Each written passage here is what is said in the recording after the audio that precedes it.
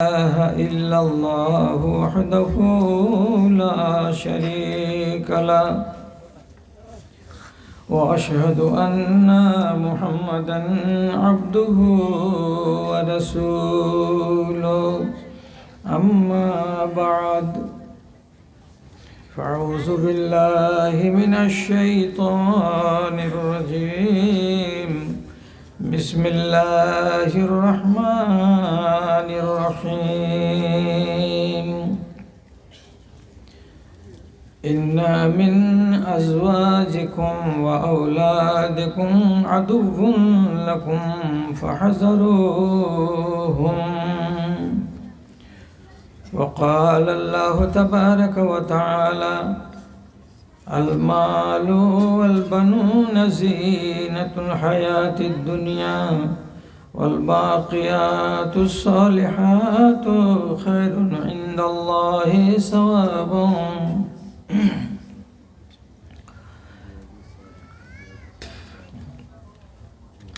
আরামের তরে ভালোবাসো যদি শীতল গাছের ছায়া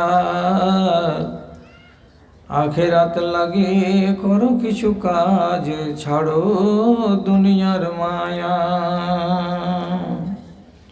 প্রভুর শরণে ক্ষয় করে দাও তোমার দেহ আর মন পথিকের বেশে হয়েছে তোমার এ ধরায় আগমন সব কিছু ফেলে চলে যাবে তুমি আসিলে মরণক্ষণ শূন্য হাতে এসেছিলে ভবে শূন্য হাতে চলে যাবে ধন আর্জন গাড়ি আর বাড়ি সবই পড়িয়া রবে রে সবই পড়িয়া রবে ছেলেরা তোমায় কবরে শোয়াবে পরায় বস্ত্র সাদা কাফন পথিকের বেশে হয়েছে তোমার এ ধরায় আগমন সব কিছু ফেলে চলে যাবে তুমি আসলে মরণক্ষণ রে আসলে মরণক্ষণ সাঁঝ সকালে এত ছুটাছুটি কেন বা কিসের নেশায় সম্বল কিছু করো না জোগাড় বসে আছো কার আশায় বিচারের দিনে পাশে দাঁড়াবে না বিচারের দিনে পাশে দাঁড়াবে না কেউ তো আপনজন পথিকের বেশে হয়েছে তোমার এ ধরায় আগমন সব কিছু ফেলে চলে যাবে তুমি আসলে মরণক্ষণ রে আসলে মরণক্ষণ মাননীয় সভাপতি সাহেব সমবেত এই গ্রামের এই মহল্লার এই পাড়ার বিভিন্ন দিক থেকে আগত দিনদরদি জ্ঞান পিপাসু আমার স্নেহের ভাই বন্ধুগণ তথা একপাশে শান্তশিষ্টভাবে আদবের সাথে বসে থাকা আমার স্নেহের মাতা ও ভগ্নীগণ আমি আল্লাহ রব্বুল আলমিনের অশেষ শুকরগুজারি এবং তার স্তুতিবাদ গাইছি যে আল্লাহ তাআলা কিছুদিনের ব্যবধানকে ঘুচিয়ে আবার আপনাদের সামনে মুখোমুখি হয়ে কিছু কথা বলার ও শোনার সুযোগ দান করেছেন আপনি এসেছেন শ্রোতা হয়ে শুনবেন বলে আমি এসেছি বলবো বলে আপনি আমার চাইতে বেশি বড় ভাগ্যবান কেন যে আপনি এসেছেন আসার কালে পায়ে ধুলো লাগিয়েছেন যারা পায়ে ধুলো লাগাই নেকির কাজে বেরিয়ে তাদের সম্বন্ধে হাদিসে লেখা আছে ওই পাকে জাহান্নামের আগুন টাচ করবে না আপনি এসেছেন কষ্ট করে তারপরে যারা বসে বসে দিন ও ঈমানকে বৃদ্ধি করে এমন কথাবার্তা শোনে এবং শোনার পরে সে সমস্ত কথাগুলোকে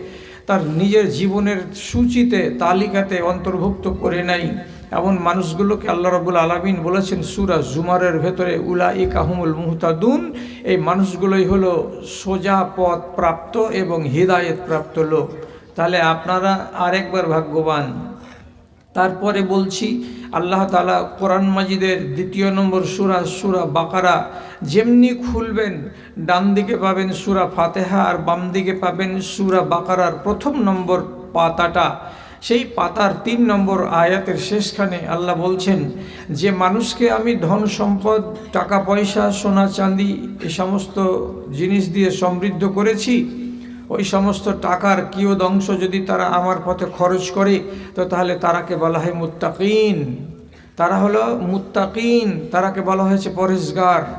তাহলে আপনারা এখানে মোটামুটি সবাই যতগুলো মা আছেন আর ভাই আছেন, অল্প কেউ বেশি, সব রকমেরই দান আপনারা পকেট থেকে বের করে দিয়েছেন। কাজে আপনারা তিনবার সৌভাগ্যবান এইখানে এই মজলিসে আসতে পেরে। তাহলে আপনি একবার আল্লাহ তাআলার একটুখানি নামাক হালালি করুন মোহাব্বতের সাথে, অন্তরের অন্তরস্থল থেকে। আপনি বুখালতি করবেন না, কৃপণতা করবেন না। আল্লাহ যাতে খুশি হবেন সেই শব্দটা একবার বলে নিন মোহাব্বতে আলহামদুলিল্লাহ। তারপরে তার আখিরি নবী রহমাতুল্লিল আলামিন, বিপ্লবী জননেতা জনাবে মুহাম্মাদুর রাসূলুল্লাহ সাল্লাল্লাহু আলাইহি ওয়াসাল্লামের উপর শত সহস্র দরুদ ও সালাম নাজিল হোক। আল্লাহুম্মা সাল্লি আলাইহি, আল্লাহুম্মা বারিক আলাইহি। বিরাদানে ইসলাম, আপনাদের সামনে আজকে দুটো আয়াত পড়লাম কোরআন মাজিদ থেকে। দুটো আয়াত পরস্পর বিরোধী। একটি আয়াতে এক কথা আল্লাহ তাআলা বলছেন, তারপরের আয়াতে আল্লাহ তাআলা ওই কথার উল্টো কথা বলছেন। এই পরস্পর বিরোধী আয়াত পড়ে আপনাদেরকে বেশ কিছু তথ্যমূলক কথা শোনাবো। তো আমি মনে মনে ভাবি কালিয়াচকের লোকেদের জন্য শেষ টাইম হচ্ছে রাত 12টা। এখন আপনি, আমার ভাগে অবশ্য পড়েছে এই 11:30 রাতে কথা বলা। যদি আপনি আমাকে মাত্র 1 ঘন্টা সময় দেন তাহলে আপনাকে 12:30টায় এখান থেকে উঠতে হবে। তাহলে অন্তত পক্ষে 1 ঘন্টা আমি কথা বলতে পারবো। তা আমি আপনার উপরে ভরসা রেখে, আস্থা রেখে আমি 1 ঘন্টাই মনে মনে টার্গেট করলাম যে এর আগে আপনি আমাকে দয়া করে ছেড়ে যাবেন না। আমি চিৎকার কম করব, চেঁচামেচি কম করব, কেন যে আমার বয়স হচ্ছে 64 বছর। আর যে বক্তা চলে গেল এর বয়স হচ্ছে এখন ধরে নেন মোটামুটি 50-এর আশেপাশে। তো তাহলে এরা চেঁচাতেই পারে, ওদের মতো আমি পারবো না। কিন্তু কথাগুলো আমি আপনাকে ওজনদার বলবো। আপনি যদি সংরক্ষণ করতে পারেন, হেফাজত করতে পারেন, তাহলে অনেক কাজ দিবে। মায়েরা কানটাকে একটু সতেজ করো আমার দিকে। আমি কি বলছি? প্রথম আয়াত আল্লাহ তাআলা বলছেন, ইন্না মিন আজওয়াজিকুম ওয়া আওলাদিকুম আদুউন লাকুম ফাহজারুহুম। ঠান্ডা তরজমা, খেয়াল করে শুনবে। তোমাদের কিছু কিছু লোকের বাড়িওয়ালি মানে স্ত্রী এবং তোমাদের কিছু কিছু লোকের ছেলেপিলেগুলো তোমাদের জন্য জানের দুশমন। এই জানের দুশমন থেকে তুমি নিজেকে দূরে রাখো, বাঁচিয়ে রাখো, সাবধানে থাকো। কিছু কিছু স্ত্রী, কিছু কিছু ছেলেপিলে আপনার ঈমানের জন্য এরা জানের দুশমন। সুতরাং এই দুশমন থেকে আপনি সাবধানে থাকবেন, যাতে আপনার ঈমানকে এরা লুটে না নিতে পারে, আপনাকে একেবারে নিঃস্ব করে দিয়ে খালি হাত কবরে না পাঠাতে পারে। তাড়াহুড়ো করিয়েন না। পরের আয়াতে আল্লাহ তাআলা কি বলছেন? তোমাদের ধন মাল এবং তোমাদের ছেলেপিলে, তোমাদের পরিবার, এটা হচ্ছে তোমাদের চোখের জ্যোতি এবং দুনিয়ার উপকরণ। এবং যারা যারা আল্লাহ রাব্বুল আলামিন যারা সম্পদ পেয়েছে এবং ধন পেয়েছে, সেই সাথে সাথে ছেলেপিলে পেয়েছে, পরিবার পেয়েছে, তারা আল্লাহর বড় নিয়ামতকে প্রাপ্ত হয়েছে। এখানে আবার আল্লাহ তাআলা বলছেন এগুলো সব নিয়ামত। তো এই আয়াতে আমাদের আওলাদগুলো, আমাদের ধন সম্পদ, পরিবারগুলো, এগুলোকে আল্লাহ তাআলা নিয়ামত বললেন।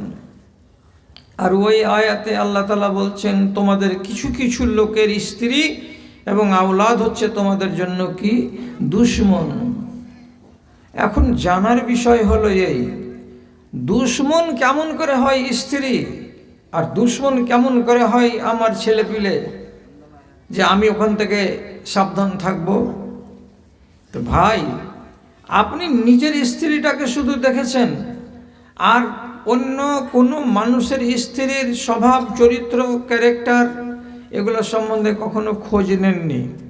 যদি বলেন গ্রামের মহিলাদের আমি কেন খোঁজ নিতে যাব, ইতিহাসের পাতায় যে সমস্ত নাম করা মহিলা গত হয়ে গেছে, সেই সমস্ত নাম করা মহিলাদের যদি 2-4 জনের ইতিহাস আপনার জানা থাকে, তাহলে তো আপনি বলতে পারবেন যে হ্যাঁ, স্ত্রী কেমন করে জানের দুশ্মন হয়, আবার আওলাদ কেমন করে আমার জানের দুশ্মন হয়, ইমানের দুশ্মন হয়। তাহলে মগজটাকে আপনারা চোখা করুন। আপনাদের হাতে কাগজ কলম নেই, শুধু ব্রেনের মেমোরিতে বসান কথাগুলোকে। একটা মহিলা, তার নাম কোরআনে নেই কিন্তু পরিচয় আছে, এটা হলো নূহ আলাইহিস সালাতু ওয়াস সালামের বাড়িওয়ালি, এটা একটা স্ত্রীলোক। আর একটা মহিলা, তার নাম কোরআন মাজিদে লেখা নেই কিন্তু তার আলোচনা আছে, এই মহিলা সেটাকে তো নবী লূত আলাইহিস সালামের স্ত্রী। দুটো মহিলার নাম হলো, একটা মহিলা তার নাম কোরআন মাজিদে আল্লাহ রাব্বুল আলামিন বিভিন্ন সূরাতে তাকে নিয়ে আলোচনা করেছেন। এই স্ত্রী এর নাম আমরা জানতে পেরেছি নির্ভরযোগ্য সূত্র থেকে, তার নাম আসিয়া। এটা হলো ফেরাউনের স্ত্রী। আর একটা নারী, তার নাম কোরআন মাজিদের ভিতরে উল্লেখ হয়নি কিন্তু তার আলোচনা আছে, সুন্দর আলোচনা। এই মহিলাটা হচ্ছে হযরতে মূসা আলাইহিস সালাতু ওয়াস সালামের মা। আর একটা নারীর কথা বলছি, যেই নারীর নাম কোরআন মাজিদে নেই কিন্তু তার আলোচনা কোরআন মাজিদে আছে। সেই নারী, তার নাম অন্য জায়গা থেকে জানা গেছে, এর নাম হলো উম্মে জামিল, আবু লাহাবের স্ত্রী। আপনি একটু বিচার করবেন কি, যে এতটি যে নারীর নাম আমি আপনার সামনে নিলাম, এরা যে প্রসিদ্ধ ইতিহাসের পাতায়, তো এরা কোন গুণে প্রসিদ্ধ? ভালো গুণে না মন্দ গুণে? কি দিক দিয়ে, কোন দিক দিয়ে এরা ভালো আর কোন দিক দিয়ে এরা মন্দ, বা এদের খ্যাতি কেন এত?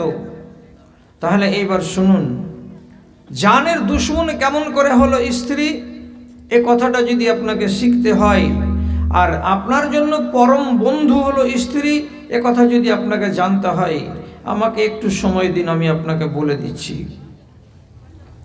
কি বলবো? নূহ নবী 1000 বছর নিজের উম্মতদেরকে তবলিগ করেছিলেন। কোনো এক জায়গায় 50টা লোককে ভালো ভালো কথা বলছেন, মানুষগুলোর দিলটাকে নরম করে দিয়েছেন। এবার নূহ নবীর হাতে ওরা হাত দিয়ে বায়াত করবে, এরকম সিচুয়েশন তৈরি হয়ে গেছে। এমন সময়তে ওর স্ত্রী চলে আসার পরে লোকগুলোর সামনে দাঁড়িয়ে বলে, এই লোকেরা, এই লোকটার তো কথা তোমরা শুনলা, আমার একটা কথা শোনো। আচ্ছা, তোমরা একে বেশি চিনো না আমি একে বেশি চিনি, এর যে আমি স্ত্রী? আর সামনে নূহ নবীকে আঙুল দেখে বলে, এই বলো, আমি তোমার স্ত্রী কি না বলো? বলছে হ্যাঁ হ্যাঁ হ্যাঁ, তুমি তো আমার স্ত্রী। লোকেরা, তোমরা আমার থেকে বেশি চিনো এই লোকটাকে না আমি বেশি চিনি এই লোকটাকে? বলছে তুমি বেশি চিনো কেন, যেটা তোমার স্বামী। তো বলছে তাহলে আমার কথা শোনো। কি কথা? তো বলছে এই লোকটা তোমাদের সামনে যত মিষ্টি মিষ্টি কথা বললো, বাড়ি গিয়ে আমার সামনে অত মিষ্টি মিষ্টি কথা বলে না, আমার আঁশ তুলে দেওয়া কথা বলে, আমাকে জীবনে কোনো দিন ভালো কথা বলে ডাকে না, আমার সঙ্গে প্রতিদিন তার ঝগড়া লেগে থাকে। মানুষটা ভালো নয় এবং এর মগজটা একটু টলে আছে, এর বিবেক বুদ্ধিগুলো লোপ পেয়েছে। যত কথা বলছি এতগুলো কথা সত্য নয়, এর ভেতরে 12 আনাই কথা মিথ্যা আছে, 2-1টা কথা সত্য আছে। কাজে পাগল ছাগলের কথা তোমরা মানিও না, তোমরা শুনিও না, নিজের নিজের বাড়ির দিকে রওনা হয়ে যাও। লোকেরা বলে, ঠিকই তো বলছি জি, নিজের স্ত্রী নিজের স্বামীকে বেশি চিনে আমাদের চাইতে, তাহলে এই মানুষটার ভেতর যদি এত খারাপ হয় আর বাইরে যদি মিঠা মিঠা করে ওয়াজ শোনাই, তো কে শুনবে এই লোকটার কথা? চলো চলো চলো চলো চলো বাড়ি চলো, বাড়ি চলো। লন্ড ভন্ড করে দেয় আর মজলিসটাকে নষ্ট করে দেয়, সাজানো মজলিসকে। কে? এই নূহ নবীর স্ত্রী। এর একটা বদ চলন। নূহ নবীর ঈমানকে লুটতে চেয়েছিল এই নারী। আর একটা নারী কি বললাম? লূত আলাইহিস সালামের স্ত্রী। ভালো করে কথাটাকে মাথায় তুলুন। পৃথিবীর মাটিতে লূত আলাইহিস সালামের সম্প্রদায় এমন এক নোংরা সম্প্রদায়, যারা পুরুষে পুরুষে সমমৈথুন করত। এরা মেয়েদের প্রতি গুরুত্ব দিত না, এরা পুরুষে পুরুষে মিলন ঘটাতো। হযরতে লূত বারবার করে মানা করতেন, এই নোংরামিতে যেও না, এই নোংরামিতে যেও না, কিন্তু তার কথা শুনতো না। বিবি কত বদতমিজ এবং কত শয়তান বাড়িওয়ালি, যে এই কওমের খোঁজ খবর নেওয়ার জন্য আল্লাহর 4-5টা ফরিস্তা আসলেন একদিন নবী লূতের বাড়িতে। তো তাদের চেহারাতে দাড়ি নাই, মোচ নাই, ফিটফিটে সাদা এবং তরুণ টকবকে নওজওয়ান আল্লাহর ফরিস্তা। ওর বাড়িওয়ালি দেখছে বৈঠকখানাতে আমাদের মরদটা সুন্দর সুন্দর জুয়ান ছেলে পিলেকে নিয়ে গল্প করছে, আর আমার বাপ চাচারা তো সুন্দর সুন্দর বেটা ছেলেকেই পছন্দ করে। তো এগুলো তো বিদেশ থেকে আসা লোক। খবর দিয়ে দিই টোলাতে, তাড়াতাড়ি করে পার্শ্বের গ্রামের পার্শ্বের বাড়িগুলোতে গিয়ে বলছে, এরে অমুক, এরে অমুক, এরে অমুক, তোরা সাদা সাদা সুন্দর সুন্দর যুবক ছেলেদের সঙ্গে বন্ধুত্বালি করতে ভালোবাসিস, শারীরিক সম্পর্ক করতে পছন্দ করিস। আমার বাড়িতে আমার মুন্সিজির কাছে 6-7টা নতুন নতুন ছেলে এসেছে, দেখবি তো আয় এবং এদের সাথে কথা বল, তোরা নিজের হিসাব কিতাব মিলা। কত নালায়েক স্ত্রী! স্ত্রীর কথা শুনে গ্রামের লোক এসে বাইরে বলছে, আরে কত গল্প করবা গো, লোকগুলোকে ছাড়ো না, আমরা গল্প টল্প করি, ওদের সাথে দোস্তালি করি, মোহাব্বত করি, এই করি সেই করি। নবী লূতের চেহারা একবারে ফ্যাকাশে হয়ে গেছে, যে আল্লাহ আজ আমার ইজ্জত বলে কিছু থাকবে না, আমার মেহমানদের যদি বেইজ্জতি হয়। ফ্যাকাশে চেহারা দেখে এই 5-7 জন ফরিস্তা নিজের পরিচয় দিয়ে বলছে, হে লূত, চিন্তা করতে হবে না, আমরা যেখানে এসেছি আল্লাহর পক্ষ থেকে তার ফরিস্তা, এই দেশের লোকেদের খোঁজ খবর নেওয়ার জন্য এসেছি, এদেরকে কি শাস্তি দেওয়া যায়। আর এই লোকগুলো আমাদের সঙ্গে বদফেলি করবে, অশুভ আচরণ করবে, এটা সম্ভব নয়। কেন যে আমরা হলাম ফরিস্তার জাত। আমরা যদি 6 জন ফরিস্তা বসে থাকি আর একজন ফেরেশতা যদি আমাদের হাতটাকে শুধু নাড়াই, তো সমস্ত গ্রামকে আমরা পানি খাইয়ে রেখে দেব, কেউ আমাদের কাছে আসতে পারবে না, আপনি চিন্তা করবেন না। নবী নূহ বলছেন মেহমানদের চলে দেওয়ার পরে, আচ্ছা কে বলতে গেল গাঁ এলাকারে, তো কে ফের বলবে আমি গেছি, কি করবে তুমি, মারবে নাকি, কি করবে তুমি, তোমার কিছু করার থাকতো করো। স্ত্রী সব সময় ধাক দিয়ে কথা বলে কাকে? নিজের স্বামীকে। আল্লাহ রাব্বুল আলামিন বলছেন, ঈমান লুণ্ঠনকারী নারী কোরআন মাজিদে এই 2 জন যে আছে,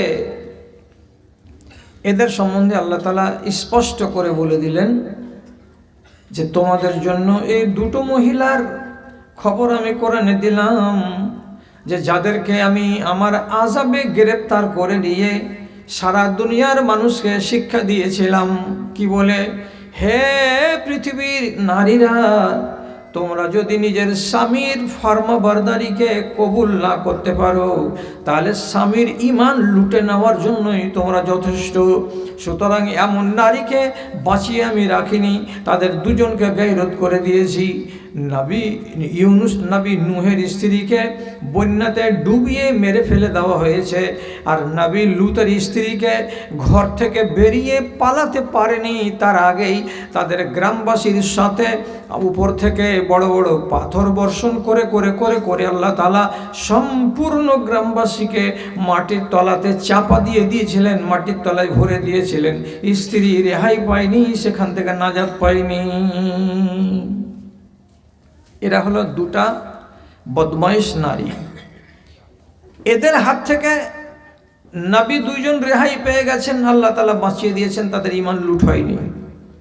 এবার আপনি বলবেন এগুলো তো পুরাতন ঘটনা মৌলভী সাহেব, এখন আমাদের স্ত্রীরা আমাদের দুশ্মনী কেমন করা হয় এটা আপনি দেখান। তো এটা দেখাবো? এটা যদি দেখাতে যাই তাহলে প্রথম নম্বরে কথা বলছি আমার মা খালাটিকে। আপনি নিজে নিজে বাড়িতে গিয়ে একাই একাই আয়নার সামনে দাঁড়িয়ে নিজের চেহারাখানাকে দেখে নিজের মনকে প্রশ্ন করবেন একটাই কথা, কি তোমাকে দেখে কি আমার স্বামী মনে মনে ভয় পায়? চেহারাটাকে বলেন, আপনার নিজের মনটাকে, দেহটাকে দেখে বলেন, এই দেহ, এই মন, এই আমেনা, ফাতেমা, মার্জিয়া, সুলতানা, রেজিয়া, রোজিনা, তোকে দেখে কি তোর স্বামী ভয় পায় কথা বলতে, টাকা খরচ করতে, কোনো কথা বলতে, কোনো কিছু করতে? ওর মনের ভেতরে কি সবসময় এইরকম একটা ভাব থাকে যে আমি যদি এটা করি আর আমার রোজিনার মা যদি জানতে পারে তাহলে আমার কিছু রাখবে না?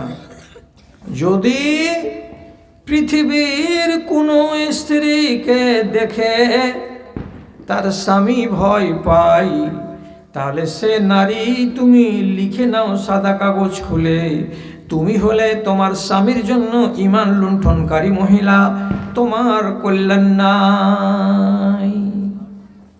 কেমন স্ত্রী তুমি? তোমাকে দেখে তোমার স্বামী ভয় পাবে কেন? স্ত্রীকে দেখে কোনোদিন স্বামী ভয় পায়? যদি পায় তাহলে জানতে হবে ওই স্ত্রীর তাগদ বেশি আছে, ওই স্ত্রীর বল বেশি আছে, ওই স্ত্রীর প্রভাব বেশি আছে। হয় ওর বংশের প্রভাব, আর না হয় ওর টাকার প্রভাব, আর না হয় ওর বাড়িখানা ওর নামে আছে বলে তার প্রভাব। কোনো না কোনো রকমের বুৎপত্তি এবং তার প্রভাব আছে বলে স্বামী তার সঙ্গে কথা বলতে ভয় পাচ্ছে। স্বামী যদি ভয় পায় কথা বলতে স্ত্রীর সামনে, তাহলে ওই স্ত্রী ফরমাবরদার নয়, আর এই স্ত্রী আপনার জন্য ভালো স্ত্রী নয়। আপনারা মনে মনে বলবেন তাহলে এইরকম স্ত্রী সম্বন্ধে কোরআন মাজিদে কি কথা আছে বা হাদিসে কি কথা লেখা আছে? হাদিসের ভেতরে স্পষ্ট করে লেখা আছে কি, তিনটা মানুষের দোয়া জীবনে কোনোদিন কবুল হয় না। তিনজন মানুষের দোয়া যতই অনয় বিনয় করুক না কেন জীবনে কোনোদিন কবুল হয় না। সেই তিনজন মানুষের ভেতরে আমি মাত্র দুটা লোকের কথা বলছি।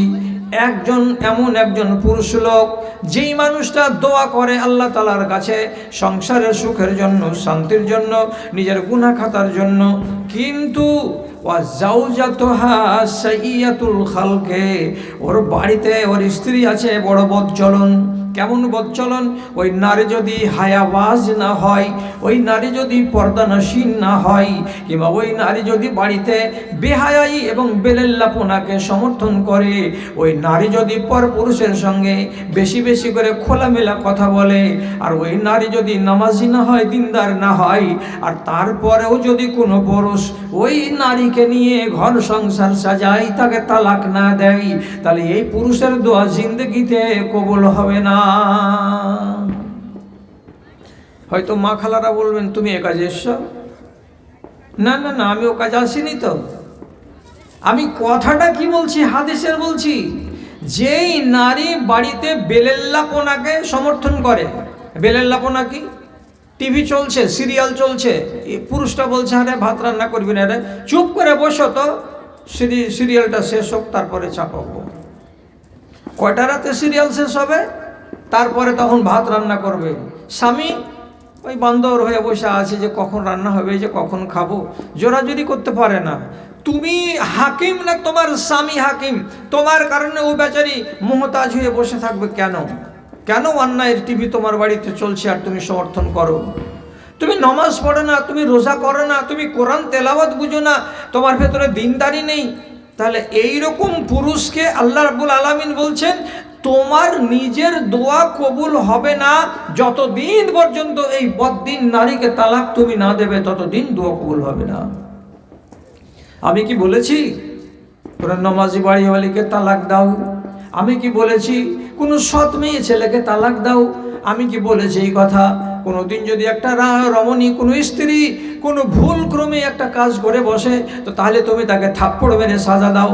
আমি এমন কথাগুলো বলি না, বরং যে স্ত্রীটা পার্মানেন্ট স্থায়ীভাবে বদতামিজ হয়ে গেছে, নামাজ নাই, রোজা নাই, দিনদারি নাই, পরেশগারি নাই, হায়া নাই, কিছুই নাই যে নারীর ভেতরে, সেই নারী যদি বাড়িতে থাকে তাহলে দোয়া জীবনে কবুল হবে না। এক। দুই নম্বর কি? সোমবারের দিন এবং বৃহস্পতিবারের দিন আসমানের দরজাকে খুলে দেওয়া হয় মানুষের দুয়াকে ওই টাইমে উপর দিকে পৌঁছে দেওয়ার জন্য। সোমবার এবং বৃহস্পতিবার, এই 2 দিন 2 রাত, রাতের বেলায় আপনার আবেদন আল্লাহর কাছে পৌঁছাবে। আপনি কি বললেন সেটা ফেরেশতারা পৌঁছে দেবে আল্লাহ তাআলার কাছে। অমুক বান্দা এই চাইছে, অমুক বান্দা এই চাইছে। হাদিস কি বলছে? লিকুল্লিন ইউস্তাজাবু লাহু ইল্লা লিইমরাতিন জানিয়াতিন তাসআ বিফরজিহা। যে কোনো নর এবং যে কোনো নারী তার আবেদনে সাড়া দেওয়া হবে, কিন্তু একটাই মাত্র এমন কোয়ালিটির নারী দুনিয়াতে আছে তার আবেদনে সাড়া দেওয়া যাবে না। সে নারীটাকে, সেই নারী হলো এমন নারী যে যৌবনকালে সে ব্যভিচার করেছে একাধিকবার, কিন্তু কোনোদিন তার গায়ে সাজা পড়েনি, তার গায়ে লাঠি পড়েনি, কেউ কোনোদিন ধরা পড়েনি, কিন্তু সে নিজে জানে যে আমি ব্যভিচার করেছি। তারপরে এমন কিছু বদ স্বভাবের নারী আছে যারা বিবাহ শাদী হয়ে যাওয়ার পরেও তারা কোনো না কোনো ক্ষেত্রে, কোনো না কোনো জায়গায়, কখনো বেড়াতে গিয়ে অথবা কোনো কুটুমের বাড়িতে গিয়ে বা কোনো বিবাহ শাদী অনুষ্ঠানে গিয়ে কোনো পরপুরুষের সামনে গল্প করতে করতে সে ফেঁসে গেছে, ব্যভিচারে জড়িয়ে গেছে। অথবা এমন কোনো নারী যে নারীর স্বামী বাড়িতে নাই, বিদেশে চলে গেছে, কিসের জন্য? তো রুজি তলার সরার জন্য। কেরালায় কাজ করে কিংবা বোম্বাইয়ে কাজ করে কিংবা আহমেদাবাদ, গুজরাটে কাজ করে, 6 মাসের মতো চলে গেছে, বাড়ি ফিরে আসে না। এমন নারীরা যদি কেউ বৎস্বভাবের থাকে আর একটা বাচ্চার মা হয়ে গিয়ে 2টা বাচ্চার মা হয়ে যাওয়ার পর সে যদি নিজের স্বামীর আমানত খেয়ানত করে এবং ব্যভিচারে জড়িয়ে যায়, আল্লাহ রাব্বুল আলামিনের নবী বলছেন ওই রমণী যতদিন দোয়া করুক না কেন তার দোয়া কখনো আল্লাহর কাছে কবুল নয়। আসল জায়গাতে যাই, সেটা কি বলছিলাম? যে স্ত্রীকে আল্লাহ রাব্বুল আলামিন বললেন দুশমন, আর আরেক জায়গাতে আল্লাহ তাআলা বলছেন যে তোমার চোখের জিনাত, তোমার চোখের সৌন্দর্য। ছেলেপিলে যদি না থাকে তাহলে তোমার মতন অভাগা কেউ নেই। বাড়িতে যদি সুন্দরী স্ত্রী না থাকে তাহলে তোমার মতো বদনসিব কেউ নেই। কি জিনিস এইটা? বাড়ি করেছেন 3 তলা, টাইলস বসানো আছে, হামামখানাতে ঝর্ণার পানিতে গোসলের ব্যবস্থা আছে, নলে গরম গরম পানি নামে অজু করার জন্য, আবার পায়খানাতে আপনি ইচ্ছা করলে মগ থেকে পানি ঢেলে পানি খরচ করতে পারবেন, অথবা এমনই নল লাগানো আছে যেই নলটাকে শুধু নিজের মলদারের কাছে লাগাতে গেলেই আপনার মলদারকে পরিষ্কার করে দেবে। এত সুন্দর হাই ফাই বাড়ি করে রেখেছেন আপনি।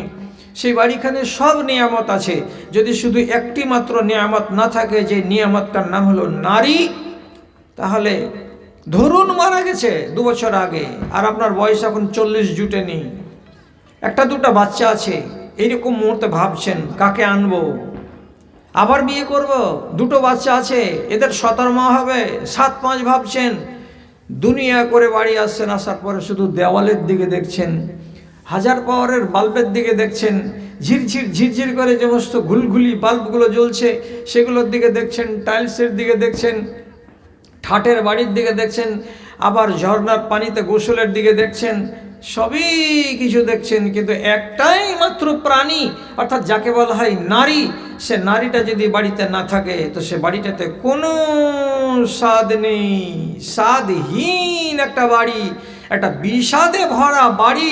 এখানে টেস্ট বলে কিছু নেই, এখানে আনন্দ বলে কিছু নেই। তাহলে আল্লাহকে কত বড় নিয়ামত বানিয়েছেন। এই নিয়ামতকে নিয়ামত হিসাবে থাকতে হবে, আর এই নিয়ামতকে আপনাকে নিয়ামত হিসাবে রাখতে হবে। দুটোই কথা আছে। ও যদি থাকতে না চান নিয়ামত হয়ে, আর আপনি যদি রাখতে না চান নিয়ামত করে, তাহলে পরে আপনারা দুজনই দোষী। আবার আওলাদ, বিয়ে করেছেন কিন্তু ছেলে পিলে নেই। আপনার মতন দুঃখী মানুষ দুনিয়াতে আর কেউ আছে? কেউ নেই। আওলাদ যদি একটাও হয় তাও ভালো। আর 10 বছর হয়ে গেল বিয়ে করা, কোনো ছেলে পেলে আল্লাহ তাআলা দেয়নি।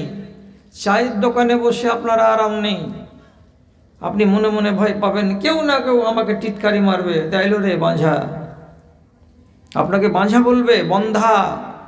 কেউ লোক বলবে যে আবে ইয়ার ছেহে ডাঙিস না, না তো দিন ভালো যাবে না। কেউ আপনাকে বলবে আটকুরা, দেশের বাংলা। আপনার স্ত্রীর কোনো কুটুম বাড়িতে গিয়ে, কোনো বাড়ি বেড়াতে গিয়ে, কোনো বিবাহ অনুষ্ঠানে গিয়ে সুখ পাবে না।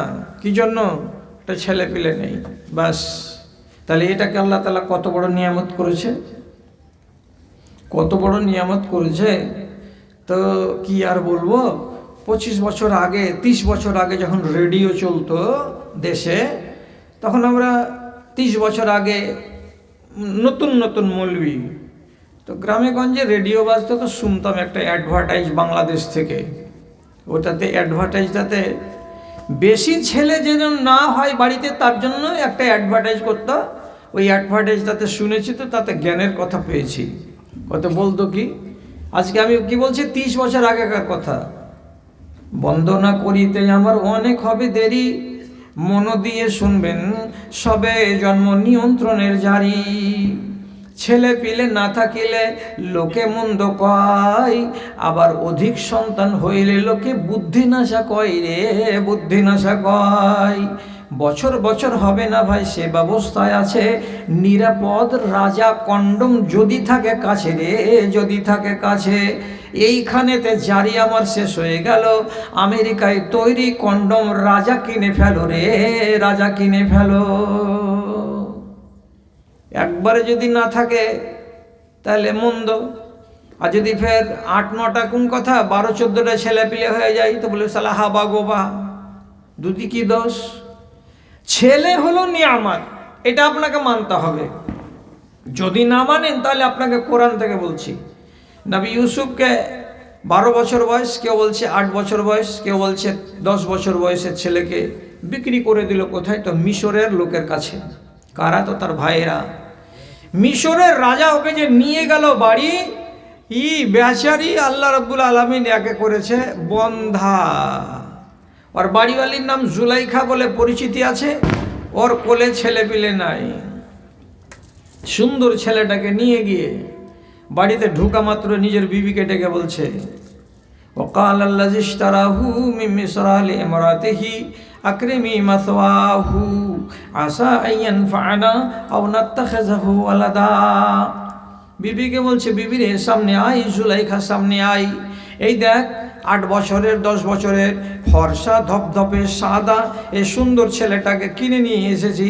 এর যত্ন করবি, আদর করবি, সম্মান করবি, এর অসম্মানই করবি না। কেন?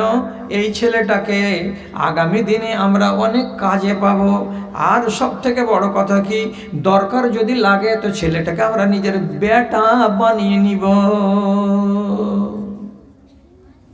তুই বেটা বলবি, আমিও বেটা বলবো। বেটা নাই বাড়িতে, তার জন্য 10 বছরের ছেলেকে জোগাতে বলছে কি, হয় আমাদের কাজ দিবে, আর না হয় এই বাচ্চাটাকে আমি আর তুই আমরা কি করব, বেটা বানিয়ে নিব, তো আমাদের বাড়িতে বেটা হয়ে থাকবে। এরকম লোক নেই দেশে। ছেলে হয়নি তখন ভাসুর বেটাকে নিয়ে নিয়েছে, দেওর বেটাকে বেটিকে নিয়ে নিয়েছে, এটা আমার ছেলে। দুধের স্বাদ ঘোলে মিটাই কারা? তো মায়েরা। ছেলে নেই বলে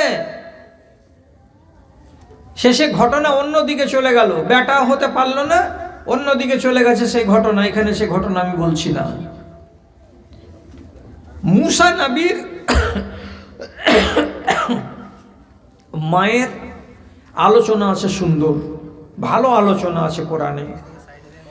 এই মুসা নবীর যেবার জন্ম হয় সেই বছরই আইন হয়েছিল ফেরাউনের দেশে যে আপনার এই দেশে একটা বেটা ছেলে এবছর জন্মগ্রহণ করবে, সেই বাচ্চাটা আগামী দিনে আপনার রাষ্ট্রকে কেড়ে নিবে, আপনাকে তালকানা করে ছেড়ে দিবে। বাচ্চাটা এবছরই জন্মিবে, আমি নক্ষত্র দেখে বলতে পারি। তো গণকদারে বলল যে এই বছরই একটা বাচ্চা বেটা ছেলে জন্মগ্রহণ করবে। তখন ফেরাউন বলল, না রাহে বাঁশ না বাজে বাঁশরি, বেটা ছেলে যত জন্মিবে মিলিটারিদেরকে গাঁয়ে গাঁয়ে পাড়ায় পাড়ায় টোলায় টোলায় দায়িত্ব দিয়ে দেওয়া হলো। যেমনি কোনো বাড়িতে ছেলে হয় দৌড়ে গিয়ে খোঁজ নেয় বেটা না বেটি, যদি বেটা হয় দরবারে নিয়ে গিয়ে বাচ্চাটাকে জবে করে দেয়। একটা দুটা জবে করেনি, হাজার হাজার বাচ্চাকে জবে করেছে। আর মানুষ কি বলে কথায়, যেখানে বাঘের ভয় সেখানে সন্ধ্যা হয়। ওই বছরই জন্মগ্রহণ করলো কে? তো নবী মুসা আলাইহিস সালাম। ওর মা বাচ্চাটাকে ঠিকঠাক করে দুধ দেয় না, একবার দুধ দেয় তো পার্শ্বে রেখে দিয়ে খালি কাঁদে আর বলে, আল্লাহ এই ছেলেকে দুধ খাওয়াবো তো ভালোবাসা বাড়বে, মোহাব্বত বাড়বে, হয়তো আর 8 দিনের পরে 3 দিনের পরে কে খবর দিয়ে দিবে, বাচ্চাটাকে নিয়ে যাবে আর আমার চোখের সামনে বাচ্চাকে আমার জবে করে দিবে। বেটারে তোকে দুধ কেমন করে খাওয়াবো না তো তোকে কেমন করে ভুখা রাখবো, সবই চিন্তা ভাবনা করে। আল্লাহ তাআলা তখন ওকে বলছেন মুসা নবীর মাকে কি কথা, ওয়াওহাইনা ইলা উম্মে মুসা আরজিহি ফাইজা খিফতি আলাইহি ফালকিহি ফিল ইয়াম্মি ইন্নী রাদুহু ইলাইহি ওয়া জাইলুহু মিনাল মুরসালিন। হে মুসা নবীর মা, আমি আল্লাহ তোমাকে বলছি, তুমি আমার কথা শুনো তো আমি তোমার কথা শুনবো, তুমি আমার কথা শুনো তো আমি তোমার কথা শুনবো। তো আমার কথা কি, তোমার কথা কি? আল্লাহ তাআলা বলছেন বাচ্চাটাকে নিয়ে আর টেনশন করতে হবে না, একটা ছোট্ট কাঠের বাক্সতে এত কটা পোয়াল বিছিয়ে দাও আর দিয়ে তাতে একটা ছোট কাপড় বা সুজনি বা গ্যাথা বিছিয়ে দাও আর দিয়ে বাচ্চাটাকে শুইয়ে দাও, শুইয়ে দিয়ে তোমার বাড়ির পাশে নীল নদীতে আছে বিসমিল্লাহ বলে নদীতে ভাসিয়ে দাও। তারপরে তোমার কাজ শেষ, এবার আমার কাজ হবে শুরু, কেমন করে বাচ্চাটাকে বানাতে হয়। তুমি যদি আমার কথাটা শোনো তো আমি তোমার কথা শুনবো। কি করবে আল্লাহ? ইন্নী রাদুহু ইলাইকা, আমি এ বাচ্চাটা তোমার কাছে ফিরাবো,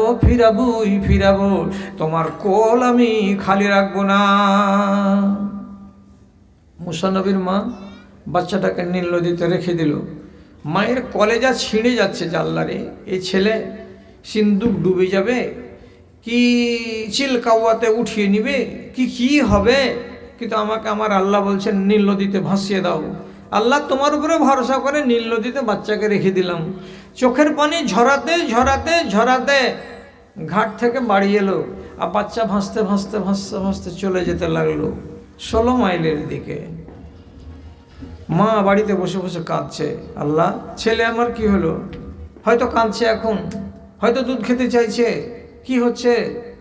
7-5 মায়ে ভাবছে। ফেরাউনের ঘাটে গিয়ে সিন্দুকটা লাগলো, লোকেরা উঠালো, যে সবাই হাল্লা করলো, বেটা ছেলে বাড়ি আনো। রানী আসিয়া বলছে, কি আছে রে? তো বলছে, রানীমা আপনার ঘাটে একটা কাঠের বাক্স পেলাম আর বাক্সটাতে দেখছি একটা এই যে দেখো ফুটফুটে সুন্দর বাচ্চা। আর যেমনি বাচ্চাটাকে দেখা সাথে সাথে ফেরাউনের স্ত্রী আসিয়া চট করে বিছানা একজনের কোল থেকে খপ করে তুলে নিয়ে কোলে জড়িয়ে ধরেছে, ধরে তারপরে তখন বলছে, আহা রে কোন গরিবের ছেলে, কোন অনাথ মা পুষতে পারবে না তারই ভয়ে বাচ্চাটাকে ফেলে দিয়েছে নদীতে আর এভাবে ভাসতে এসে লেগেছে। কোলে করে নিয়ে আছে। ইতিমধ্যে গলিতে খবর গেল ফেরাউনের কানে, শুনেছেন কি আজ নতুন একটা বাচ্চা পাওয়া গেছে, আপনার আগনাতে আছে, রানীমা কোলে করে আছে। বলছে, কি বলিস? রানী কোলে করে আছে মানে? হ্যাঁ, রানীমা কোলে করে আছে। বাড়ি এসেছে একবারে চোখকে লাল করে, বলছে, কই বাচ্চাটা দেখি। এ তো জানে যে এই জাল্লা দেখে জবাই করবে, বেটা ছেলেকে জবাই করবে, রাখবে না একটাও। তো রানী তখন ওকে বলছে, খুব ঠান্ডা মাথাতে বলছে, কুররাতু আইনিন লি ওয়ালাকা লা তাকতুলুহু। এ স্বামী ফেরাউন, এ বাচ্চাটা যদি আমাদের বাড়িতে থাকে, তোমার দেখতে গেলে চোখ জুড়িয়ে যাবে, আমার দেখতে গেলে চোখ জুড়িয়ে যাবে, আমার দেখতে গেলে মন জুড়িয়ে যায়, তোমারও মন জুড়িয়ে যাবে, বাচ্চাটাকে কতল করিও না। তখন বলছে, তোর চোখ জুড়েবে, আমার চোখ জুড়েবে না, দে বাচ্চাকে কাতল করে দেবো। তখন দেখলে যে রানী, একে তো পারা যাবে না। তো রানী বললে, একটা কৌশল করি, যদি ফল ধরে। কৌশলটা কি? তো বহু নারী দুনিয়াতে আছে বুদ্ধিমান, বুদ্ধিমতী, নিজের স্বামীকে সংসারে নিয়ে চলতে জানে। আপনার বুদ্ধির সাথে ওর মধ্যে যদি যোগ মিলে, সংসারে উন্নতি বেশি হয়। আর একগুলো স্ত্রী আছে কি, পয়মাল করা। আপনার বালিশের তলের টাকা আপনি রাখবেন 10 নম্বরই, 15 দিন পরে দেখবেন 9 আছে। আরে টাকা যে 10 রেখেছিলাম না, ভুলে গেছো, সে 100 টাকা টানা হয়ে গেছে। আরে পেঁয়াজ যে আধমন পেঁয়াজ পেলাম জমি থেকে, তো মাত্র 3 কেজি পেঁয়াজ কেন রে, 5 কেজি মারবাড়ি দিয়ে পাঠিয়ে দিস। তো একগুলো হলো নারী কেমন, নিজের পুরুষের সংসারকে ধ্বংসকারী। আর একগুলো নারী হলো কি, নিজের বুদ্ধি স্বামীর বুদ্ধির সঙ্গে মিলিয়ে এই জায়গাতে উন্নয়ন সাধনকারী। এমনও নারী আছে। ফেরাউনের স্ত্রী বলছে, দেখি সে চেষ্টা করে বাচ্চাকে বাঁচাতে পারি কি না। তখন ফেরাউনকে একটু জোর করে আওয়াজ দিয়ে বলছে, তোমাকে যে তোমার গণকদার বলেছে যে এইবার এই মাটিতে যে বেটা ছেলে জন্মিবে, সে বেটা ছেলে তোমার রাষ্ট্র কেড়ে নিবে, সে বাচ্চাগুলো কত দূরকার, মিশরের না? হ্যাঁ। তো তুমি কি জানো যে এই বাচ্চাটা মিশরের? তুমি গ্যারান্টি দিতে পারবে যে এই বাচ্চাটা মিশরে জন্মেছে? এখান থেকে 100 কিলোমিটার দূরে অন্য দেশ যদি কোনো গরিবের এটা বাচ্চা হয়, ওকে পুষতে না পেরে থাকে, ওই বাচ্চাকে ভাসিয়েছে কোথায়, মানিকচক ঘাটে, আর ওইখান থেকে বাচ্চা ভাসতে ভাসতে ভাসতে ভাসতে এই কয়দিন পরে ছেলে এখানে এসেছে। এটা মিশরের ছেলে নয়, একেবারে কোনো ভয় নাই, এটা বাহিরকার ছেলে। তো গাঁড়োয়া কইছে, হইতে পারে রে, বিদেশেরই ছেলে হতে পারে। তো তোর মন কি বলছে যে এইটা বড় হতে গেলে আমার রাজত্ব কাটবে না, হয় না? যে ছেলেকে বাড়িতে লালন পালন করব, তো ওর ভাষাটা কি? এই ভাষাটাই হলো কি, আশা আলাদা। ছোট দুধের বাচ্চা কিছুই তো জানে না, কোথায় তার মা আছে আর কোথায় কে আছে। আমি একটা বেটি ছেলেকে যদি কোলে করে রাখি, তো সে আমাকেই মা বলবে, আমি তার মা হয়ে যাব, তুমি তার বাবা হয়ে যাবে। কাজে ছেলে কোনোদিন বাপ আর মায়ের বিরোধিতা করবে না। শেষে বলছে, রাখবি তো রাখ, তাইলে এটা বাদে বাকি যা আছে সবকে কচু কাটা করবো, যে করো গা, থাকলো। তো বাচ্চা তো দুধ খাবে, বাচ্চা দুধ খাবে। তো রাজ দরবারে খুব সুন্দরী সুন্দরী মহিলা আছে অনেক। কে এসে বললো যে দাও, আমার দুধ হয়, দুধ খাওয়াতে পারবো আমি, তো দাও দুধ খাওয়াও। অত সুন্দরী মহিলা ব্লাউজ খুলে যদি স্তন দিচ্ছে মুসা নবীর মুখে, তো মুসা নবীর মুখকে বন্ধ করে ধরে আছে, দুধ খাওয়ার জন্য কাঁদছে, আর দুধ দিচ্ছে তো খাই না। উবাদ আরেকজন নারী বলল, দে আমাকে দে, আমি দুধ খাওয়াতে পারবো, দুধ খাওয়াতে জানি, তোকে ঢং আছে, এতে খাওয়াও। ও নিল, আর নেওয়ার পরে ছেলের মাথাকে এমনি করে নেড়ে নেড়ে নেড়ে নেড়ে লুরি গায়ে, গান গায়ে, গীত গায়ে বলছে, খা রে খা, খা রে খা, কালাই হুসা খা, কালাতে আছে পোকা, বেছে বেছে খা, আমার সোনাকে নিন্দিয়ে যা রে, নিন্দিয়ে যা, খা রে খা, খা রে খা। ছেলে মুখ খুলে না, আর যেমনি হটে খাওয়ার জন্য কাঁদে। 4টা 5টা বেটি ছেলে গত হয়ে গেল, কাউরে দুধ খেলো না।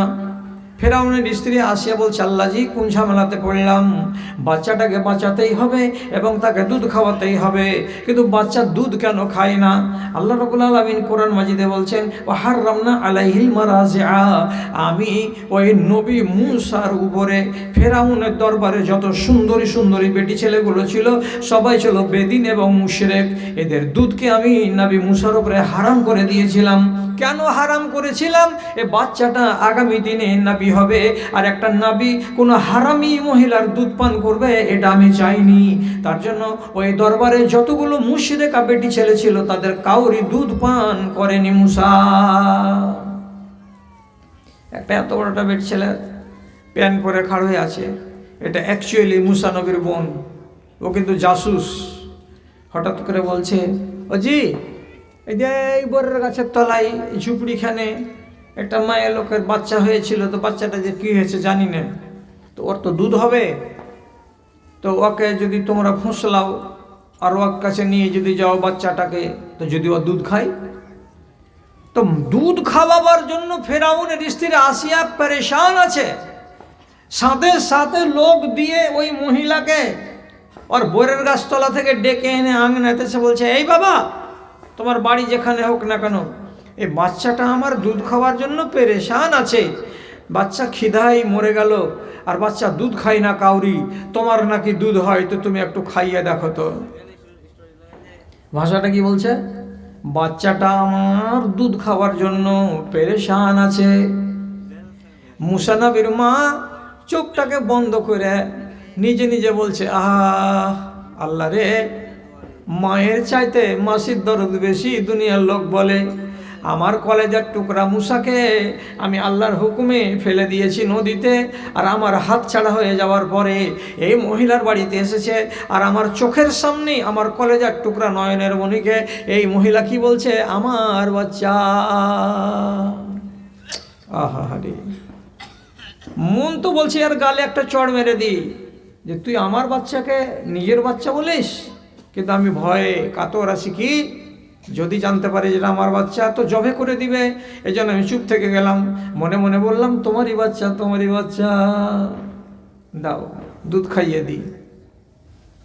আল্লাহ তাআলা গরুর বাচ্চাকে, ছাগলের বাচ্চাকে, মানুষের বাচ্চাকে এমনই একটা প্রতিভা এবং জ্ঞান দিয়েছেন, কি এই বাড়িরই যদি বাচ্চা হয় এখানে, তো ধরো যে একটা বাচ্চা ছোট কাঁদছে খুব, আর ওর মা গেছে হসপিটাল, 1 ঘন্টা দেরি হবে আসতে, নানি যদি কোলে নেয়, পরে আমার ধরে ওরে আমার বাজারে এমন করে তোমাকে চুপে যারে না, চুপবে না। ফুফু যদি কোলে নেয় আর নিয়ে কত চুপাই, চুপবে না। খালা যদি নেয় তো চুপবে না। এই ছাড়া, কে আছে ওটা না, হ্যাঁ বনগার ম্যাজিস্ট্রেট আসছে নাকি, একবেলা ফোন করছিস মানে?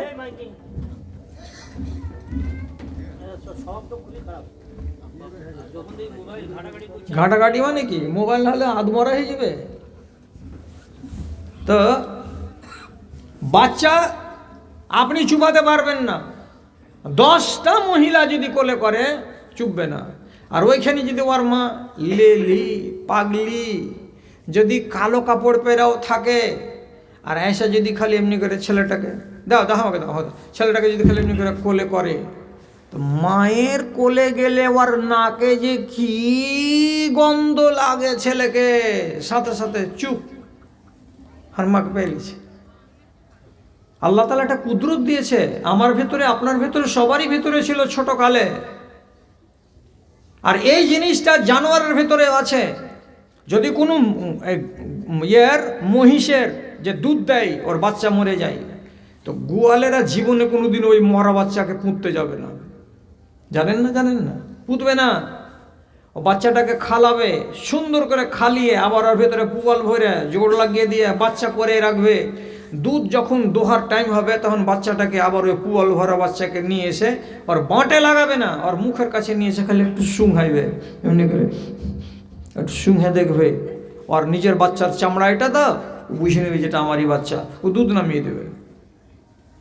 বাচ্চাকে যদি পুঁতে দেয় 8 দিনে দুধ বন্ধ হয়ে যাবে। কি আল্লাহ তাআলার কুদরত!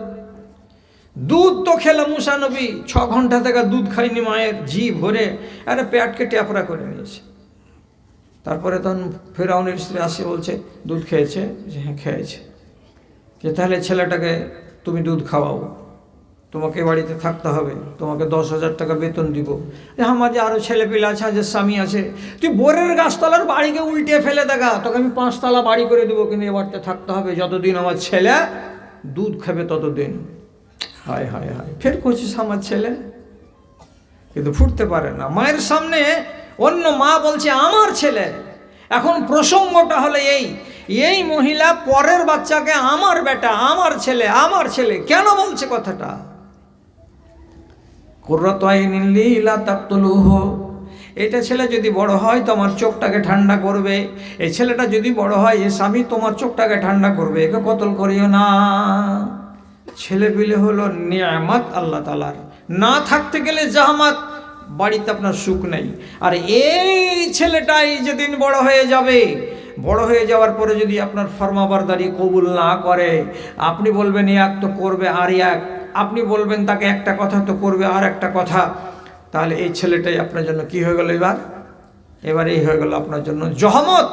এই ছেলে আপনার ঈমানকে লুটে নিতে পারে, সম্ভাবনা অনেক আছে। যদি বলেন কেমন করে আমার ঈমান লুটতে পারবে? হ্যাঁ, আপনার যদি মতামত না নিয়ে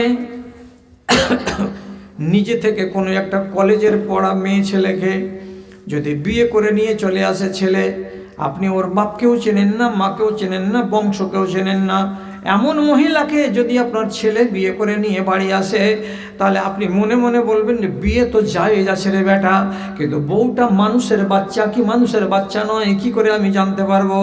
3 দিন পরে 4 দিন পরে আপনি যদি জোর করে বাড়িতে কাশেন, তো কাশিটা বয়স্ক মানুষের একটু ঘড়ঘড় করে আওয়াজ করে।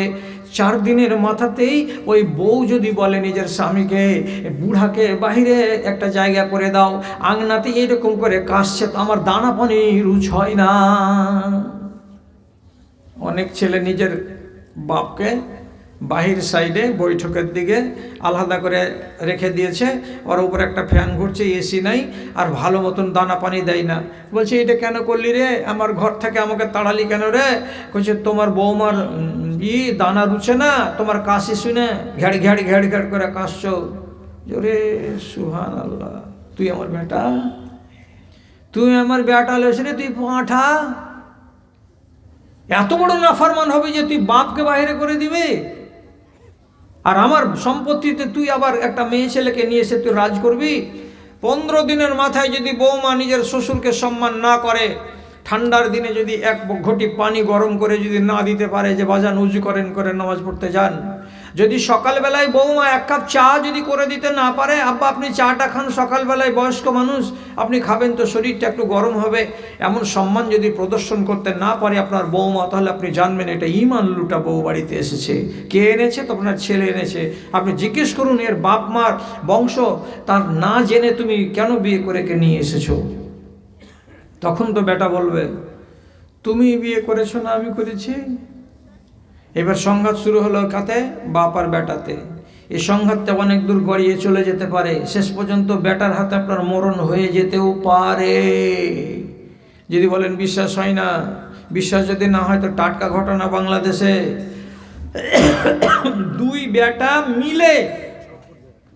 2 বেটা মিলে নিজের বাপকে মেরে শেষ করলো, বস্তা বন্দি করে ঘরে ভরে রাখলো। 3 দিন পরে বস্তাকে বাইরে ফেলে দিয়ে এসেছে। আর মাথাটা কে ফেলবে? তো মাথাটা ফেলার দায়িত্ব দিয়েছে কাকে? তো বাড়ির বৌমাকে। বৌমা স্কুলের ব্যাগে ভরে ঘাড়ে করে হাঁটতে হাঁটতে একটা নদীর কিনারায় পাহাড়ের পাথরের উঁচু নিচু ঢিবির মাঝখানে কোন ফাঁকে ভরে দিয়েছে আর দিয়ে চলে এসেছে। 3রা দিনের দিন যখন ধরা পড়ে গেল, তো প্রথম ধরলো কাকে? তো ওই মহিলাকে পুলিশ জিজ্ঞেস করছে যে তুমি কি তোমার শ্বশুরের মাথা বা লাশকে ঘাটে ফেলে দিয়ে এসেছিলে? তুমি এ কাজ করলে কেন? ডায়লগ শুনেননি আপনারা? তখন আমার আবেগ কাজ করেছে, আমার বিবেক কাজ করেনি। তখন যদি আমার বিবেক কাজ করতো তাহলে কি আমি এ কাজ করতাম? অন্তত আমার কোলের বাচ্চাটার দিকে লক্ষ্য রেখে আমি এভাবে করতে যেতাম না। তখন কি কাজ করেছে? আবেগ, বিবেক কাজ করেনি। আরে এ তো কতল করেনি, কতল তো করেছে 2 বেটা। তাহলে এটা বেটা? যারা আপনার সর্বনাশ ডেকে আনতে পারবে, এই আওলাদকে আল্লাহ রাব্বুল আলামিন কোরআন মাজিদে আপনার জন্য কি বলেছেন? আদুউন লাকুম, এগুলো হলো আপনার দুশমন। যদি দুশমন চোখে দেখতে চান যে বাপকে অপমান করে, তাহলে জেনে নিন, আপনাকে প্রথমে যখন ওয়াজ করি তখন নূহ নবীর কথা বলেছিলাম, ওর স্ত্রী অবাধ্য। নূহ নবীর একটা বেটা ছিল, তার নাম কেনান। মাথায় রাখবেন, বেটাটার নাম কি? কেনান। এ ছিল অবাধ্য। যখন সারা দেশবাসীকে আল্লাহ আযাব দেওয়ার জন্য প্লাবন দিয়ে দিলেন, আর বিশাল বড় নৌকাতে নবী নূহ মানুষগুলোকে যেইটি লোক ঈমান এনেছিল তাদেরকে উঠিয়েছিলেন, আর এক জোড়া করে জীবজন্তুকে উঠিয়ে নিয়েছিলেন নৌকায়। নৌকা যখন চলছে আর পানি বাড়ছে, তখন ওর ছেলে চুপ করে পানিতে সাঁতার দিচ্ছে, ডুবে মরবে। এইরকম টাইমে নবী নূহ নিজেকে সামলাতে না পেরে আল্লাহ রাব্বুল আলামিনের কাছে দরখাস্ত করে বলেছিলেন, ইন্নাহু মিন আহলি, এ আল্লাহ তাআলা, এটা আমার আহাল, এটা আমার পরিবার। আমার চোখের সামনে আমার ছেলে ডুবে যাবে, এটা কেমন করে আমি সহ্য করব? যখন নবী নূহ নাফরমান বেটাকে আহাল বললেন, পরিবার বললেন, পরিবারের সদস্য বললেন, তখনই আল্লাহ রাব্বুল আলামিন আসমান থেকে নূহ নবীর উপরে রেগে গেলেন। যাওয়ার পরে বলছেন, ওয়ালা তুখাতিবনি ফিল্লাযিনা যালামু ওয়া আন্নাহুম মুগরাকুন। হে নবী, যে লোকটা তোমাকে মানে না, যে লোকটা আমাকে আল্লাহ বলে মানে না, এমন ছেলেটাকে আমার পরিবার কেন বলতে গেলে, আমার পরিবারের সদস্য কেন বলতে গেলে, আমার ছেলে বলে কেন দরদ দেখাতে গেলে? এটা তো তোমার জানের দুশমন, এটা তোমার ঈমানের দুশমন। অতএব একে তুমি নিজের ছেলে বলো না। কোরআনে স্পষ্ট করে আল্লাহ তাআলা বলছেন, ইন্নাহু লাইসা মিন আহলিকা, এটা তোমার পরিবারের সদস্য নয়। ঈমানের দুশমনকে পরিবারের সদস্য আল্লাহ তাআলা গুনতে বলেননি। এ তো নাফরমান ছেলে, এ যদি বাঁচে আর প্লাবন যদি না হতো, তাহলে তোমার ঈমানকে নষ্ট করতো এই ছেলেতে। এর থেকে সরো। আবার যদি ছেলেটা ফরমাবারদার হয়ে যায়, হাজারো ফরমাবারদার ছেলে আছে দুনিয়াতে। আমি আপনাকে একটা উদাহরণ দিচ্ছি, শুধু একটা কথা বলছি, মাথায় রাখুন কথাগুলোকে। আওলাদ কত আছে তাদের আলোচনা তো লম্বা চওড়া। শুধু একটা পুরুষ ছেলের কথা বলছি আর একটা নারীর কথা বলছি, বাড়িতে ফরমাবারদার কেমন হয়। একটা মহিলা সুন্দরী আনসারীদের বাড়িতে আছে, 14 বছর বয়স, সাবালিকা। এর বিয়ে দিবে, তার জন্য বাপ নবীজির কাছে যেয়ে বলছেন, আপনি আমার বেটির বিয়ে দিয়ে দেন, আপনি আমার বেটির বিয়ে দিয়ে দেন। রাসূলুল্লাহ বলছেন, হ্যাঁ, তোমার বেটির আমি বিয়ে দিয়ে দিলাম। লোকটা মনে মনে খুশি হয়ে বলছে, রসুল মনে হয় আমার মেয়েকে বিয়ে করে নিবে। রসুল বলছেন, না বাবা, আমি বিয়ে করব না, তোমার মেয়ের আমি বিবাহের ব্যবস্থা করে দিব। তো ঠিক আছে, দেন ব্যবস্থা করে। বাড়ি গেল, কালকে এসো, কালকে এলো। তার মাঝখানে রাসূলুল্লাহ আলোচনা করলেন এক সাহাবীর সাথে। সাহাবীটার নাম জুলাইবিব। সাহাবীটার তরুণ নওজওয়ান, 22 বছরের তরুণ, কিন্তু চামড়াটা তার কালো, ঠোঁটগুলো মোটা মোটা, গালগুলো এইরকম মোটা মোটা মাংস লেগে আছে, মুখখানা চাপা ভাব। জাতিতে সে ছিল নিগ্রো, মানে আফ্রিকার লোক। ওকে ডেকে বলছেন, জুলাইবিব, বিয়ে করবে? জি, আপনি যদি ব্যবস্থা করে দেন তো করব। ঠিক আছে, তুমি রাজি আছো তো বিয়ে করতে? যে হ্যাঁ, রাজি আছি। পরের দিন মেয়ের বাবা এলো। আল্লাহ রাসূল ঠিকঠাক করেছেন বিয়ে? হ্যাঁ, ঠিক করেছি। এই যে ছেলেটা আসছে, কই? ছেলেটা এক পা দুপা করে আসলো, সামনে খাড়ো হলো। এই ছেলেটা, এর সঙ্গে তোমার মেয়ের বিয়ে লাগাবো। ছেলেটাকে দেখা মাত্রই মেয়ের বাবা মুখটাকে এমনি করে জোরে ঝাঁকুনি দেওয়া বলছে, হ্যাঁ, এই ছেলের সঙ্গে আমি বিয়ে দেবো না, না, আমি মেয়ের বিয়ে দেবো না। রাসূলুল্লাহ বলছেন, ফিহে খায়র, এতে মঙ্গল আছে, দাঁত ঝাড়া দিও না, মুখ ঝাড়া দিও না। বাড়ি গেল, বাড়ি গিয়ে নিজের স্ত্রীকে বলছে, রে বাড়িওয়ালি, বড্ড মনটাকে আশায় পরিপূর্ণ করে রাসূলুল্লাহর কাছে গেছিলাম, মেয়ের বিয়ের ব্যবস্থা হয়েছে বলে, কিন্তু আল্লাহ পাকের রাসূল যে তার জামাই খুঁজে দিয়েছেন, সে জামাইটা তুমিও পছন্দ করবে না, আমি তো পছন্দ করিনি, আর আমার বেটিও পছন্দ করবে না। তখন মেয়ে স্ত্রীটা বলছে যে, ছেলেটাকে ডেকে এলে না? দেখতাম চোখের সামনে যে হ্যাঁ আনা যাবে। ছেলেটাকে আনলো, গলতে খাড়ো হলো। এই বেচারির মন যে আমি কালো কালোটা মানুষ, রসুল্লাহর কথা অনুযায়ী যদি এর মেয়ের সঙ্গে আমার বিয়ে হয়ে যায় খুবই ভালো। গলিতে খাড়ো আছে, আর আংনা থেকে মেয়ের মা এমনি করে বাইরে এসে দেখা মাত্র বলছে যে আমার বেটি যদি আই বুড়ো হয়ে বাড়িতে থেকে যায় তাও ভালো, কিন্তু এই ছেলেকে আমি জামাই মানব না। এইটা কেউ জামাই নাই। নিজের স্বামী আর স্ত্রী দুজনে কথা কাটাকাটি করছে, আর জুলাইবিব নামের জোয়ান চুপচাপ দাঁড়িয়ে দাঁড়িয়ে শুনছে। আল্লাহ, এর রং সাদা করেছ তো তুমি করেছ, আমার রং কালো করেছ তো তুমি করেছ, তাই বলে কি আমার জোড়া কপালে লেখা নেই নাকি? কথা কাটাকাটি চলছে এমন সময় যেটা আসল যার সঙ্গে বিয়ে হবে, যেটা মেয়ে, ও তখন 2 পা 3 পা করে হাঁটতে হাঁটতে গলির দিকে এসে বাপের আর মার মাঝখানে দাঁড়িয়ে বলছে, বাজান কি কথা হচ্ছে? তো বলছে, এই ছেলেটার সঙ্গে তোমার বিয়ের কথা রসুল্লাহ বলেছেন, তো আমি তো প্রথম দিনই না পছন্দ করে দিয়েছি। তোমার মাও বলছে যে না, এই ছেলেটাকে বাড়ি থেকে যেতে বলো, এই ছেলের সঙ্গে আমার মেয়ের বিয়ে দেওয়া হবে না।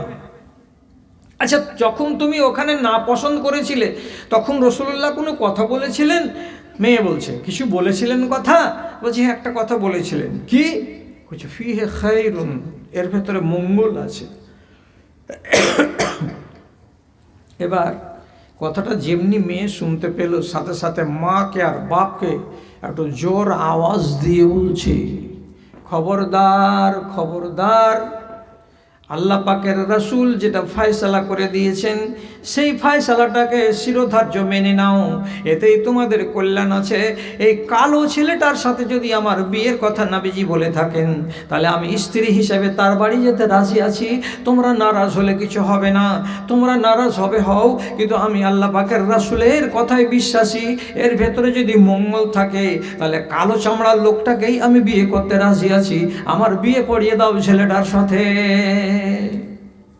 বিয়ে হয়েই গেল, সুখের সংসার গড়ল। কয় বছর পর যুদ্ধের ময়দানে মারা গেল, তো 7টাকে মার্ডার করে দিয়ে তারপরে সে নিজে মারা গেল। রাসূলুল্লাহ তার কতটা ফজিলত বয়ান করছেন হাদিসে। কবরে নেমে গিয়ে আল্লাহ পাকের রাসূল হাত তুলে আল্লাহ তাআলাকে বলছেন, এই পরওয়ারদিগারে আলম, এই লাশটার উপরে আমি এই সন্ধ্যা পর্যন্ত রাজি ছিলাম, তার আগেও রাজি ছিলাম, এখন যে কবরে রাখতে যাচ্ছি আমি তার উপরে রাজি আছি। কাজে তোমার নবী যদি কাউরি উপরে রাজি থাকে তো তুমিও রাজি হয়ে যাও। এই আল্লাহ, আমি এই ছেলেটাকে সমর্পণ করে দিলাম কবরে। বলে আল্লাহ পাকের রাসূল খাস দোয়া করলেন কালো চামড়াওয়ালা লোকটার জন্য, আর তাকে ময়দানে সমাহিত করা হলো। এবং এই যে 3 থেকে 4টা বছর বিয়ের সংসারটা কাটলো, তো ওই মহিলা বলছেন আমার সংসারে সুখ এসেছে, শান্তি এসেছে, আনন্দ এসেছে, উল্লাস এসেছে। আমি অন্য ঘরে বিয়ে করে নেব সেটা আলাদা কথা, কিন্তু এই 5 বছরের জীবনে আমার কালো চামড়ার স্বামী আমাকে সুখী দিয়েছে, জীবনে কোনোদিন দুঃখ দেয় নাই। ওইটা কোন বেটি? এটা ফরমাবরদার বেটি। আর বেটি এই দেশে নাই নাফরমান। কয়টা নিবেন? কয়টা? তোমরা রাগিও না, তোমাদেরকে বলিনি, আমি বলবো না ওইভাবে কাউকে। কয়টা নিবেন? মাত্র 3 দিন আগেকার কথা, হরিশ্চন্দ্রপুর স্টেশনের দক্ষিণ দিকে কোনো এক জায়গায় জালসা করে এলাম। জালসাতে যে কথাগুলো বললাম, মায়েদেরকে অনুরোধ করে, ধনেরা এই কাজটা জীবন ধরে করিও না। একটা হলো ক্ষণেকের পাপ, আর একটা হলো জীবন ধরে পাপ। একটা হলো চলমান পাপ, আর একটা হলো নিমেষের পাপ। নিমেষের পাপ এখনই করলেন, মিটে গেল, পাপটা থেয়ে গেল। আর একগুলো পাপ চলমান, চলতে আছে, পাপ গড়তে আছে, মিটার চাকা ঘুরতে আছে। চলমান পাপ জানেন, কোনো মানুষ যদি দাড়ি ছিলে, তাহলে যতক্ষণ পর্যন্ত দাড়ি আবার বেরিয়ে বড় না হবে ততক্ষণ পর্যন্ত এর পাপের চাকা ঘুরতে আছে, চলমান পাপ এটা। একটা বেটি ছেলে যদি নিজের বাবাকে না বলে বিয়ে করে নেয়, তো যতদিন পর্যন্ত ওই স্বামীর বাড়িতে আছে ততদিন এর পাপের চাকা ঘুরতে আছে, ঘুরতে আছে, ঘুরতে আছে। শুধু মরতে যা দেরি, জাহান্নামে যেতে ততটাই দেরি। আমি অনেক অনুরোধ করে বলেছি, তুমি যে ছেলেটাকে বিয়ে করবে করো, তোমার বাপের উপরে তুমি প্রেশার দাও, বাজান আমি ওইটাকেই বিয়ে করব, আমি অন্য কাউকে বিয়ে করব না, শেষ পর্যন্ত তোমার বাপকে তুমি রাজি করো, করে তাকে বিয়ে করো। তোমার হাত আছে তো।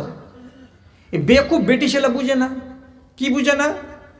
বিয়ে করতে গেলে বাপের হাতে নাম্বার আছে 50 আর মেয়ের হাতে নম্বর আছে কত 50। একঠে যখন হবে 100 তখন হবে ঠিক। আর যদি বাপের নাম্বার না পাও তাহলে তোমার 50 নম্বরে বিয়ে হবে না, এবং মেয়ের 50 নম্বর বাপ তুমি যদি না পাও তুমি মেয়ের বিয়ে দিতে পারো না। কি বুঝলে বাপগুলো? কি বুঝলে? নিজের মন মতো বিয়ে দিয়ে দিব। আমার মেয়ের আমি 16 মাইলে দিব, আমি শিমলতলাতে দিব। মেয়ে যদি বলেন আমি করব না, তোকে বেড়িয়া তোর দাঁতকে ভেঙে দেবো। চুপ করলি? জোর করে বিয়ে দিয়েন না, বিয়ে হবে না। বাপ আর বেটি এক জায়গাতে এক মত হতে হবে, 100কে 100, তাহলে বিয়ে হবে। আপনি জোর করে বিয়ে দিয়ে দিলেন, এই মেয়েটা 3 দিন পরে তো পালিয়ে যাবে। কার সাথে? যাকে ভালোবাসে তার সাথে। ঘটনা কি একটা ঘটছে এরকম? বিয়ের 3 দিন পরে, 4 দিন পরে, 5 দিন পরে শ্বশুর বাড়ি যায় না, নিজের ভালোবাসার সঙ্গে পালিয়ে গেল। শেষে ছাড়ানো হলো। ছাড়ানো হওয়ার পরে মুখ পুড়লো কার? আপনার পরিবারের। মেয়েটার ইজ্জত গেল। তারপরে আবার ওই যার সাথে ভালোবাসা আছে তার বাড়ি চলেই গেল। এটা হতে দিন না। এর জন্য নারীদেরকে বলছি বিশেষভাবে, যদি তুমি তোমার বাপের ইচ্ছা মতো বিয়ে না করো, তোমাকে আল্লাহ রাব্বুল আলামিন শরিয়াতে পাওয়ার দিয়েছেন, তুমি 15 দিন টাইম নাও, তুমি 20 দিন টাইম নাও, তুমি 1 মাস টাইম নাও। তোমাকে যদি তোমার বাবা অন্য জায়গা থেকে লোক পাঠিয়ে দিয়ে বলে যে আমার মেয়েকে দেখে যাও, এসে গেল তোমাকে দেখতে বাবলা কমলপুর থেকে, তুমি চুপচাপ বসে থাকো। দরকার পড়লে তাদেরকে ভদ্র ভাষাতে বলো আমি আপনাদের বাড়িতে বিয়ে করতে রাজি নই, আমার বাপ জোর করে বিয়ে দিচ্ছে। বাপকে বলে দেন আমি তোমার কথা শুনবো না, আমি বিয়ে করব না ওই জায়গায়, আমি যাকে ভালোবেসেছি ওই ছেলেটাকে বিয়ে করব। এক কথায় বাপের রেজামন্দি আদায় করে নিয়ে বিয়ে করো, তোমার বিয়েটা হালাল। এবার তোমার বাপ কি করবে? পরবর্তী সময়ে প্রতিশোধ নিতে পারে। বেটি তুই আমার কথা শুনিসনি তো, তোর কথা জীবনে আমি শুনবো না, এটা পরের স্টেপ। কিন্তু মেয়েটাকে হালাল হবার সুযোগ করে দিন। আপনি গো ধরে বসে থাকবেন, না আমি রাজি নেই, না আমি রাজি নেই, আর মেয়ে বিয়ে করেই নিল। মেয়ের মিটার, গুনাহের মিটার জিন্দগি ভোর ঘুরতে থাকবে। এ তো পাকা জাহান্নামী মেয়ে হয়ে যাবে। তাহলে এ নারীটা কত ফরমাবারদার। বাপ মা বলছে আলাদা, আর মেয়ে বলছে আমি রাসূলুল্লাহর ফয়সালাকে মানি। তাহলে এমন বেটি দুনিয়াতে পয়দা হয়ে আছে। আমি গ্রামের নাম বলবো না, মিডিয়ার যুগ চলে যাবে ওই গ্রামে খবর, তখন আমাকে অপমান করবে। সত্যি কথা বলছি, বিয়ে শাদী হয়ে যাওয়ার পর কোনো এক মহিলা শ্বশুর বাড়িতে গেল, শ্বশুর বাড়ি যাওয়ার পরে 1-2 দিনের যখন যাওয়া হয়ে গেছে, তখন নিজের স্বামীকে রাতের বেলায় বিছানায় শুয়ে শুয়ে বলছে আমি প্রথম নতুন ছিলাম বলে প্রতিবাদ করিনি, এখন আমার জ্বর নামতে শুরু করেছে তোমাদের জমিতে, আমার মন মেজাজ আলাদা হয়ে গেছে। তুমি একটা যুবক ছেলে 22 বছরের, তোমার চেহারাতে চাচার ঘে মতন এত বড় বড় চুল কেন? হ্যাঁ, দাড়ি, সুন্নাতে দাড়ি রেখেছি। সুন্নাত পালন করার বয়স অনেক আছে। এই বয়সে কোনো ছেলে নিজের চেহারাকে জঙ্গল করে রাখে? চেহারাটাকে তোমাকে পরিষ্কার করতে হবে। হ্যাঁ পাগলি, সব কথা বলবি না। 2 দিন গেল, 3 দিন গেল, ঘ্যান ঘ্যান ঘ্যান ঘ্যান ঘ্যান ঘ্যান, রোজ রোজ ওই ঘ্যান ঘ্যান ঘ্যান ঘ্যান করে। তুমি আমার বাপের বাড়ি আসিও না। আমার যতগুলো বান্ধবী আছে ওর সামনে যদি তুমি আসো, তোমাকে পরিচয় দিতে খুব লজ্জা লাগবে। এটা কে? টে, টে মেয়ে ছিল তো টে বলবি। এটা কে? টে, এটা তোর স্বামী না তোর চাচা? আমি কত লজ্জা পাবো? তুমি আমার বাপের বাড়ি আসছিও না। তাহলে দুশ্মনটা কোনটা? দাড়ি কয়টাই? স্ত্রীর